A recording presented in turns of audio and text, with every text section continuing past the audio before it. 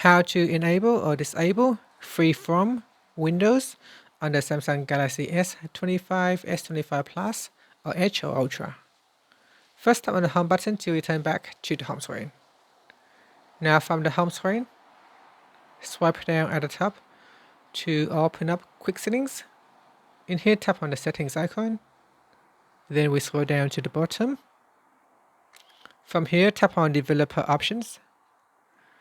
Then we scroll down to the App section. And in here,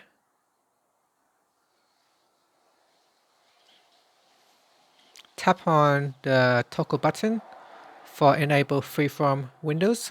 Tap on it to switch it on or turn it off. Here's a reboot is required to enable Freeform support. You can choose to restart now or later. I will select restart later. Here, I will switch it off.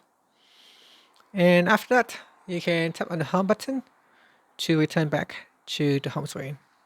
Here's with this feature, enable support for experimental Freeform Windows. And that's it. Thank you for watching this video.